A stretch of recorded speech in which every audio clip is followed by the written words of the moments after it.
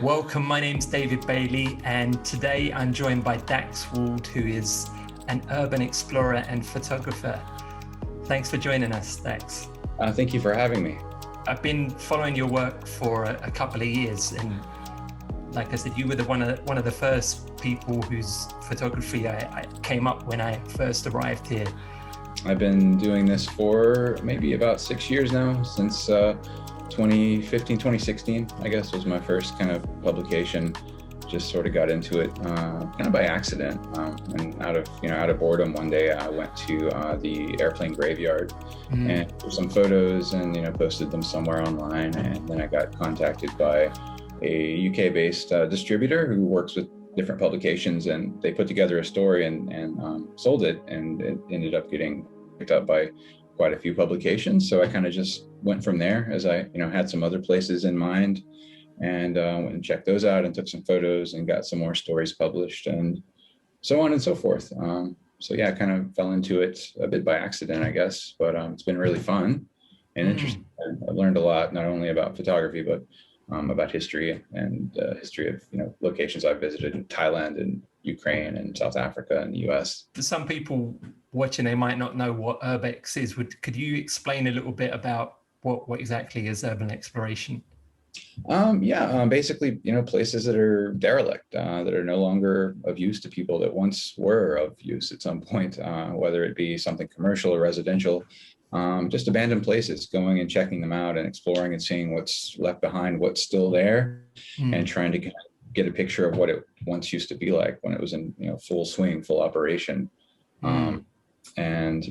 Just kind of the key being exploration and just finding things out and discovering new things. And there's a lot of adventure elements involved with it as well.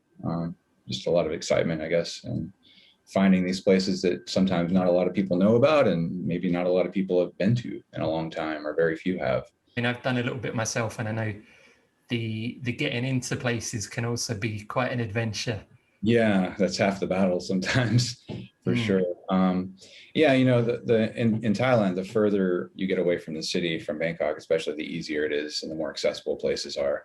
Obviously, you're going to have a lot more people around that are maybe trying to get into to squat, or to find a place to sleep even, or to sometimes do other things. So they're a lot more prohibitive about being able to enter places in Bangkok, and it can be a bit more challenging to get in.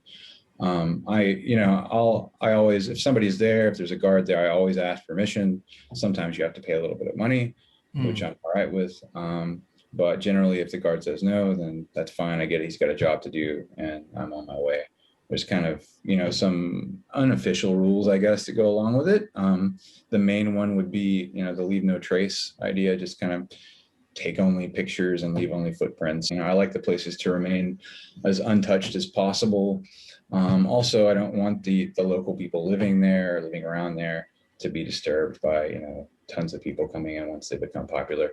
Also, the owners too. I mean, I get where they're coming from, especially popular places like the Ghost Tower in Bangkok. I chatted with the owner a few years ago.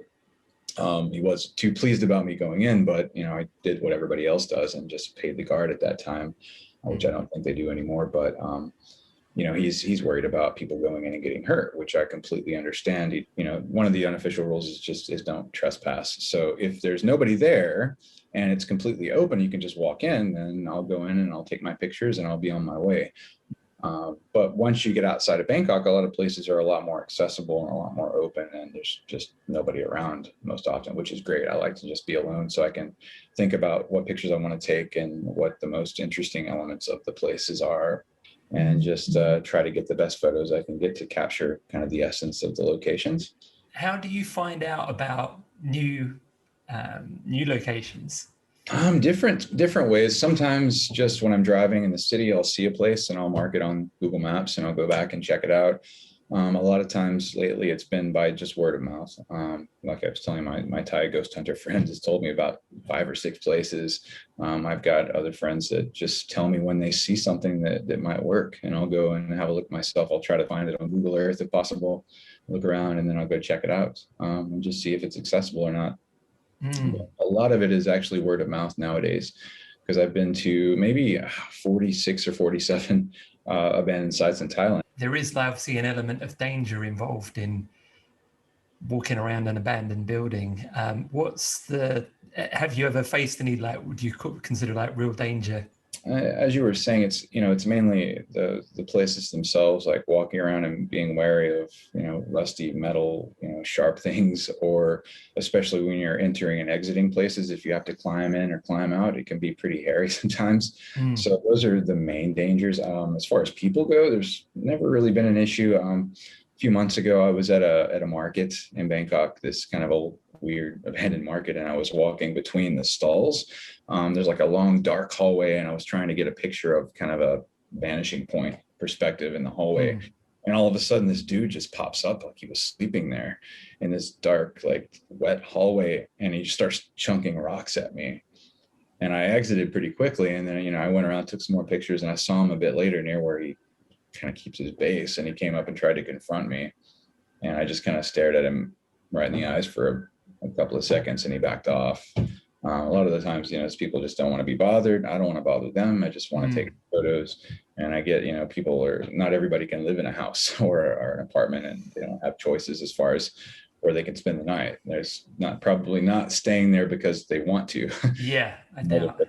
So I understand that. I just want to go and take pictures and don't want to bother them. The first time I went to the old customs house in by the river, and there was I went with a friend, and there was a guy that I don't know if he was on drugs or what, but he looked a little bit deranged, and he was swinging a metal pole around. And I decided not to enter the property with this guy. He was just looking a bit shady. One thing that I do feel is like I still get like scared entering a property, because it is the whole visuals of a haunted house. Yeah. As much as I don't believe in ghosts or think that there's going to be a monster inside, there's still like a part of me that is like a little bit on edge. Does that happen to you still, or is that not? Yeah, not definitely. A lot of places I've been to have had some weird or terrible things happen there, and sometimes I know about it before I go, and sometimes I find out about it afterward. But yeah, I mean, I don't I'm like you. I don't believe in ghosts. I understand that people do, especially in Thailand. There's a lot of superstition with regard to ghosts, but I still get a kind of a weird or eerie feeling sometimes. It just something's not right about a place. No like imminent danger of somebody going to come hack my head off or something like that, but just it's odd and it's off-putting. There's a few places I've been to where people have either committed suicide or been murdered or their body's been dumped there. And those places are, when I reflect on them, I kind of remember a general feeling of unease. But I mean, I'm not really seeing anything specifically as far as ghosts or anything like that. It's just an eerie feeling sometimes. Yeah. What's been for you the most interesting location? Oh boy. Well, in all, like all the locations, I would say the Chernobyl exclusion zone. We I didn't do an official tour. The official tours are pretty lame. You go in and it's all guided. You're not allowed to go in the buildings anymore. You just basically take pictures in front of the Ferris wheel and a few other buildings in Pripyat and go back home. So the only way to really see it is to go on kind of an illegal entry tour, which is what I did with these guys that take people in all the time. They're kind of a subculture in Ukraine and Russia and Belarus. They call themselves stalkers, named after that kind of famous cult classic Russian sci-fi film from the late 1970s. But anyway, they take people in on unofficial tours, and it's pretty heavy. Like you're hiking 50 or plus kilometers a day. You've got to cross rivers. There's no cars. And if you see security people, you have to jump and hide in a ditch. And it's really strenuous to say the least, but it was completely worth it. There's nature is come back in full force there since people have been out of the picture. You've got endangered species that are thriving there, like these horses. I can't pronounce, it's like a Polish name for these endangered species of horses. It starts with a P, like Przewalskis or something like that. They dropped maybe half a dozen of them in there in the late 1990s, and now there are like a couple of hundred. And we saw on my last day there, we were hiking out, we saw a herd of them run past us at sunset. but there's a lot of animals. I mean, if you sit and are quiet and stop moving, especially in the middle of the night, you can hear all kinds of sounds. There's wolves howling, elk in the distance, like rubbing their antlers on trees, and just a lot of, I mean, we saw a eagle above us one time. I've never heard eagle's wings, swooping, that sound before, but I heard that. And I looked up and the guide is like, yeah, these were never here before the accident, and they've come back. But yeah, that was the best trip, I think, all together. In Thailand, my favorite place is still the Pech Siam cinema up in Sukhothai. It was a family-owned movie theater that was only open for about 10 years, and they had to close in the late 1980s. And it's like they just basically just walked out and left everything as it was. I mean, you've got these old school projectors, these giant projectors that are still there. All the seats are still there. The projectionist chair is still there, because they just, there's not a lot of people living there. It's a small village. Nobody really wants to go in there. It's not anywhere near Bangkok. So it's basically untouched. And the family that runs the place is really nice. My wife and I went and chatted with them, and they're like, oh, go ahead. And they just let me go in. I was in there by myself for an hour and a half or 2 hours just taking photos. And that place was pretty magical, because you could get a sense of, the importance that it once had to this local community, because it was a standalone cinema in the village, one of the only sources of entertainment. After people work, long, hard days in the, in the farm, in the field, in the rice fields, they go there with a family and they probably watch some iconic movies from, the 1980s, like some of the Star Warses or something like that. And you kind of get a sense of kind of nostalgia. I mean, I obviously have never been to these places when they were in full effect, as I grew up in the US, but you get a sense of how people felt when they were there, when they were actually enjoying the place, when it was in full function. But that was my favorite in Thailand. It's a beautiful place. Why is it that there are so many abandoned places here? Like what? Because I know you said you've spoken to many of the owners. What is the reason that these places haven't been redeveloped? Well, a lot of it is, a lot of them are due, not all of them. I mean, each place has its own individual story and its own reasons for being abandoned, but a lot of them go back to the financial crisis, the Tom Yum Goong 1997 Asian financial crisis, which kind of started in Thailand. A lot of construction companies just went bankrupt right in mid-build, and some of them had a lot of projects going on, whether they were office towers, quite a few office towers, or especially housing developments like Mubans, subdivisions in the countryside for, Bangkok city workers. There are quite a few of those sites. But yeah, a lot of them go back to the financial crisis just being abandoned for that reason. But, there's others like the New World Mall in Bangkok. It was abandoned because it's in the region of the Grand Palace, and you're not supposed to build anything taller than the palace in that area. And they went a couple of stories higher than they were supposed to. So that place is weird. It's been partially demolished, so it's missing the top 2 floors. It's completely open, so the rain has, fallen in and flooded the bottom floor, the ground floors. So people actually put some, dump fish in there to eat the mosquitoes, because it was a huge mosquito problem. I actually know one of my friends who remembers buying a watch there in like the late 1990s. But when you go there now, it's just really it's kind of tough to imagine it being, functional as a mall, because it's just gone. Like it's whole flooded floor on the bottom. A couple of fish were there when I was there. The escalator goes down into the water. But that was another really cool place. So once I got in, you've got this city around you, millions of people, but I'm in space where there's nobody there, and it's totally quiet, and it was really cool. Basically, enjoyed that one a lot too.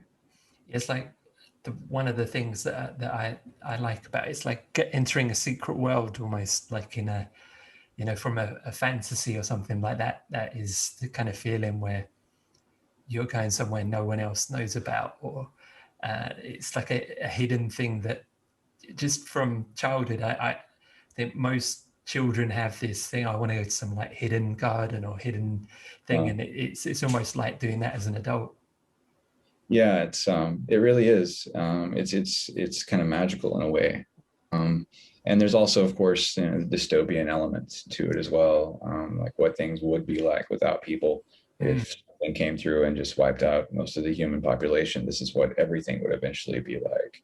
And so you think about that as well. I mean, that's not too far-fetched to actually imagine that scenario, especially in the era of COVID.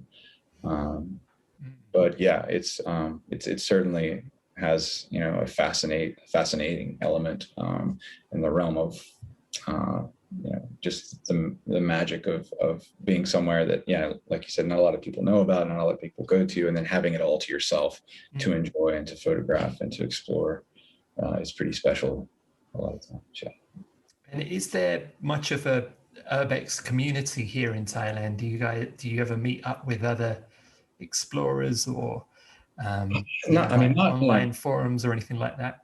not really. I mean, not in an official capacity, but I know there definitely are. I have a few, you know, Thai friends that do it, who will, you know, I'll message with every now and then on Instagram, and sometimes we'll share locations. But yeah, there is. It's not. I don't know if there are others that, you know, publish as much stuff or go to as many places as I do, but it certainly is popular, and I would say there are quite a few people that enjoy doing it, you know, on and off. Have you been to Europe to do any like urbex? I haven't, other than Ukraine, just Ukraine, and I was in, you know, the exclusion zone for 4 days, which I'd really like to go back to. But also, you know, I have some friends from Belgium that tell me a lot about that area in, you know, Western Europe, and how many really awesome places there are. I think the hotspot, of course, is going to be the former, you know, Soviet bloc countries that have a lot of amazing places. A place I really want to go, it's kind of top of my list, is in is it Kazakhstan, Uzbekistan? I think Kazakhstan, the former airbase, or sorry, space shuttle base. Oh yeah, I've seen that one.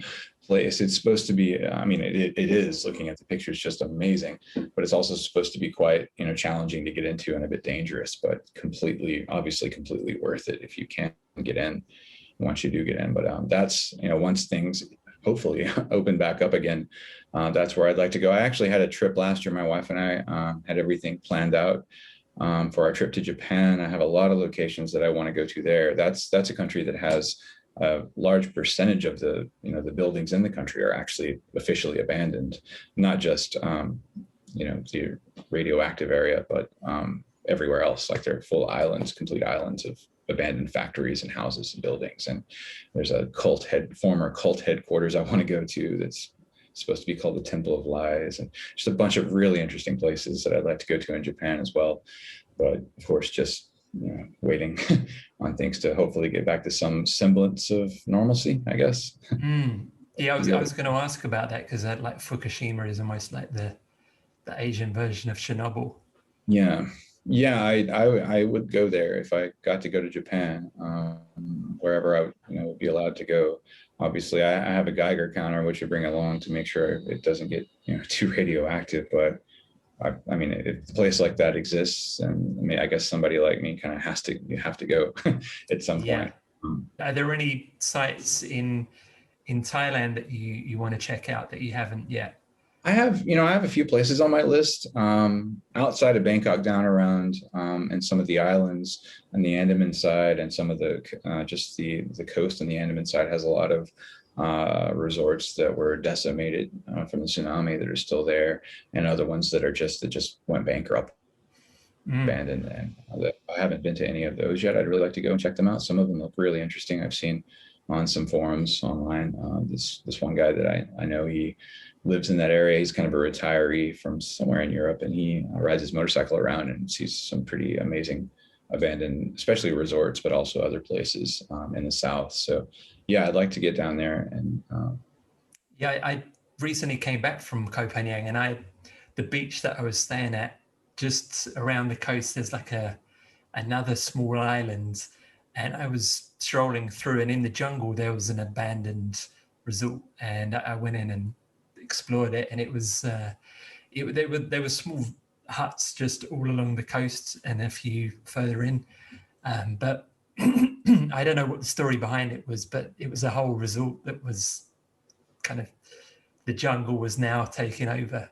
It happens so quickly here, obviously, in the tropical climate. You know, nature begins to take back everything so much more rapidly than, you know, and places further north. I imagine there's going to be a lot more, unfortunately, a lot more abandoned resorts like that in the coming years, given that nobody's able to travel and give them business.